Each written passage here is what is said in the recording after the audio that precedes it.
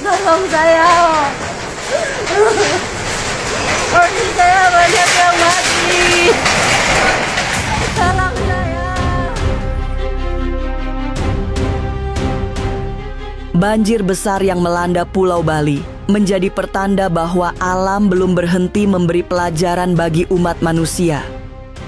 Ada yang salah dengan perilaku kita sehingga bencana tak kunjung berhenti. Kondisi ini akan semakin parah menjelang akhir tahun ini.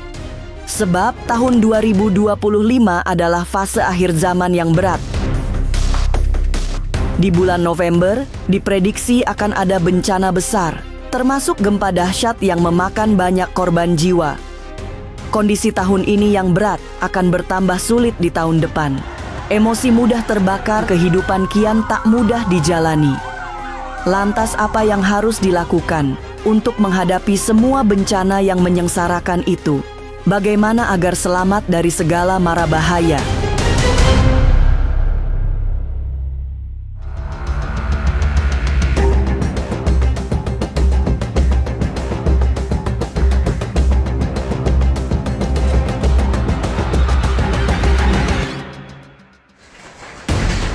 Tolong saya. Tragedi banjir bandang yang melanda Pulau Bali masih meninggalkan kesedihan. Banyak korban jiwa, belum lagi kerugian material akibat hantaman banjir bandang yang merusak banyak rumah hingga fasilitas umum. Tapi inilah sinyal kemarahan alam yang tak lagi terjaga kelestariannya. Padahal masyarakat Bali dikenal sangat pandai merawat alam. Perubahan ekosistem alam berakibat terjadinya banjir tanpa pernah bisa dicegah. Tidak hanya di Bali, daerah-daerah lain juga terancam banyak bencana alam, termasuk gempa dahsyat yang diperkirakan terjadi pada bulan November mendatang. Tapi benarkah tahun 2025 ini menjadi gerbang akhir zaman? Mungkinkah tahun depan akan menjadi tahun yang lebih berat? Masa depan memang misterius dan penuh tanda tanya. Tak usah menerka-nerka karena was-was akan menerawang kehidupan selebriti serta mengungkap asmara, karir, dan peruntungan.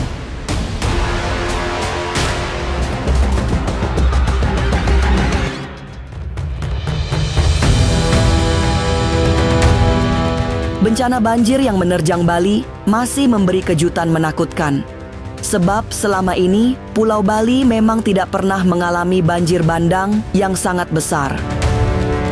Perubahan ekosistem diduga menjadi penyebab utama terjadinya luapan air yang tak terbendung. Eksploitasi alam hingga perilaku yang tidak diperkenankan alam terus dilakukan tanpa berhenti. Itu masih ditambah dengan tabiat koruptif yang menambah kemurkaan alam. Jadi, sudah saatnya kerusakan alam yang mengundang bencana segera diakhiri. Nah, kalau kita perhatikan secara ekosistem, bangsa Indonesia ini sedang memang mengalami adanya sesuatu yang harus dirubah. Masyarakat itu tidak menjaga kelestarian alam. Kedua, menghormati alam. Dan bagaimana banyaknya manusia juga yang mengeksploitasi alam. Artinya kita sadar bahwa kita berpijak dalam di atas bumi ini, khususnya ada beberapa masyarakat, beberapa orang yang kalau kita perhatikan banyak melakukan hal-hal yang tidak diperkenankan oleh alam. Seperti contohnya sifat koruptif. Baik kedua, terjadinya anarkis. Yang ketiga, masyarakat itu hal-hal yang sifatnya banyak kejadian sesuatu yang timbulnya gampang emosional. Semua kerusakan alam yang disebabkan eksploitasi selalu memberi bencana yang tak pernah disangka-sangka.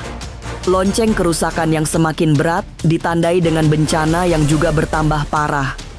Situasi makin rumit karena masyarakat juga mulai mengalami berbagai pergeseran. Nah, kita harus perhatikan bahwa alam ini akhirnya memberikan sinyal. Walaupun tidak semua masyarakat kita, tapi kita lihat dari pemberitaan bahwa masyarakat itu banyak bergeser daripada tentang ada ya tentang tata krama, tentang saling menghormati dan sebagainya. Nah mungkin ini adalah arus-arus yang sifatnya informatif yang membuat akhirnya masyarakat kita berubah berpikir, berubah karakter. Orang Indonesia dikenal dulu adalah orang yang berjiwa luhur, yang tata krama, menghormati, dan supposedly Rasulullah dia bilang saling menghargai. Tapi kita lihat sekarang. Efek pembangunan yang tidak selaras dengan alam juga menjadi penyebab terjadinya serangkaian bencana. Itu yang harus menjadi pertanyaan besar sampai Bali yang dikenal sangat ketat menjaga alam bisa ditimpa bencana. Kita berharap bahwa kejadian-kejadian yang bencana ini adalah merupakan struktur alam yang memang tadi secara sinyal memberikan arti. Warga-warga, marilah kembali seperti dahulu, bagaimana saling menghargai, itu kan bisa saja sinyal seperti itu kan ya. Tapi kalau kita perhatikan bahwa mungkin di Bali ini semakin tumbuhnya secara konstruksi, secara secara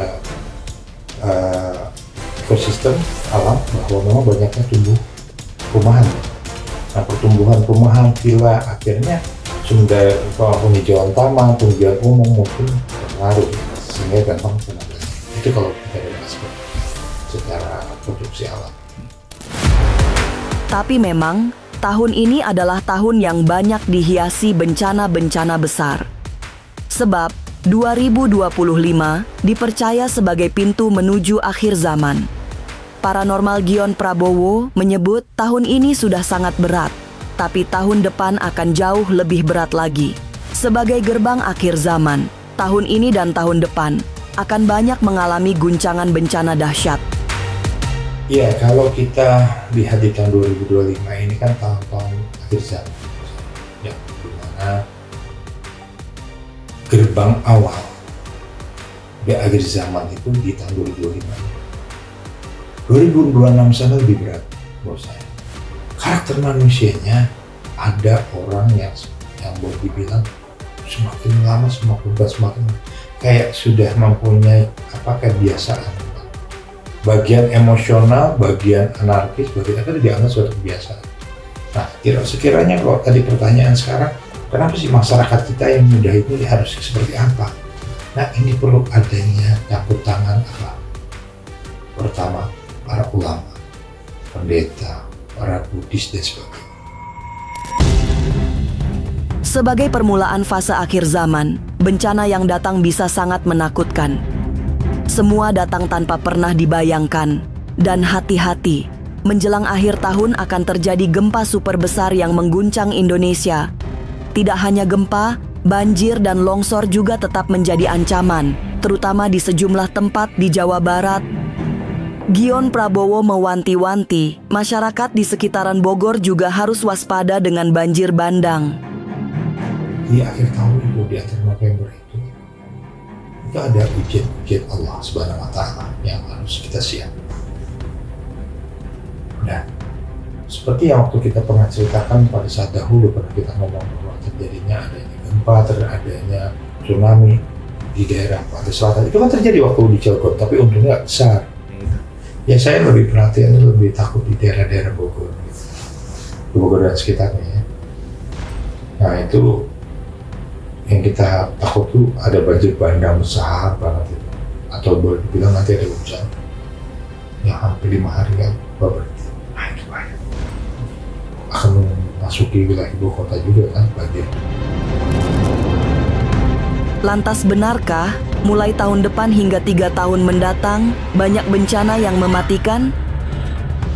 Jangan lupa saksikan Was-Was setiap Senin, Rabu, dan Sabtu. Jangan lupa komen, like, and subscribe. Saya Uya Kuya, penonton Was-Was.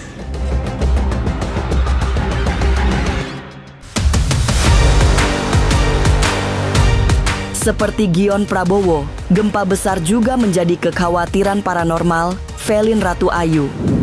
Tanda-tanda terjadinya gempa dahsyat dilihat secara batin, terjadi jelang tutup tahun 2025. Masyarakat Bali yang baru ditimpa banjir bandang juga wajib berhati-hati karena banyak bencana yang bisa terjadi. yang terjadi di Bali ini merupakan suatu peringatan bahwasanya di mana seperti kita lihat mungkin Bali dulu dengan Bali yang sekarang itu sangatlah berbeda ya.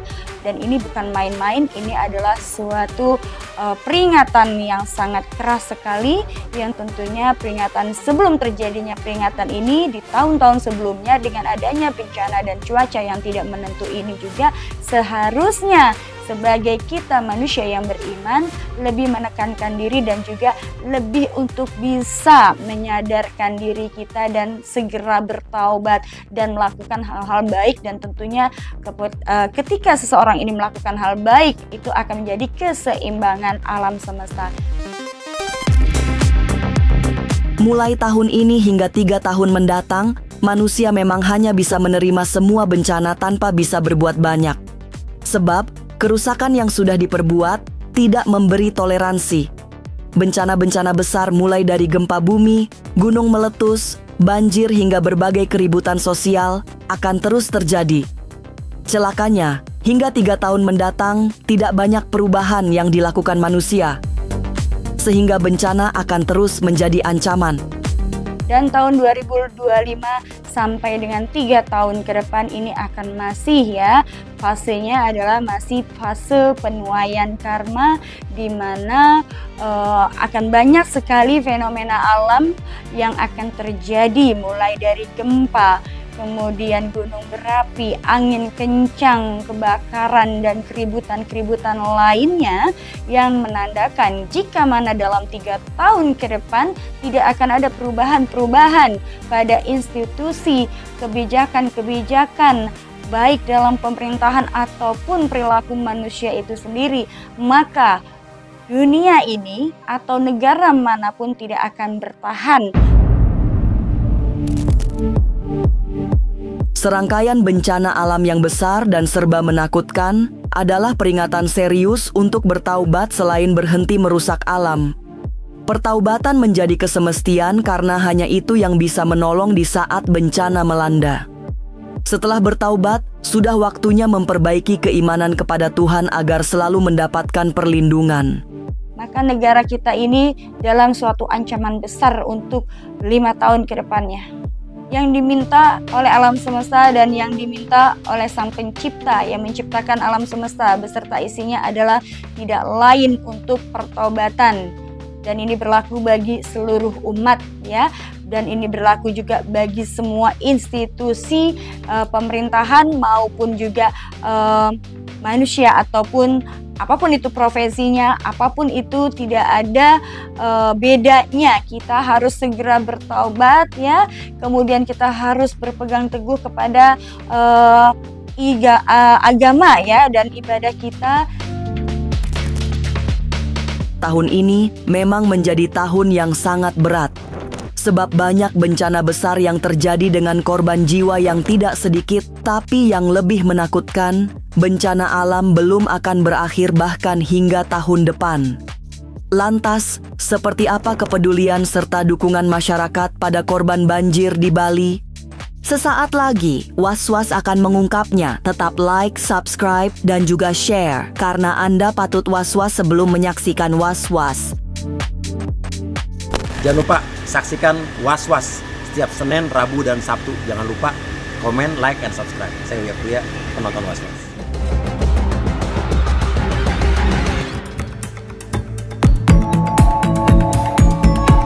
Banjir besar yang menghantam Pulau Bali meninggalkan kenangan pahit, termasuk bagi sejumlah selebriti yang tinggal dan menetap di sana.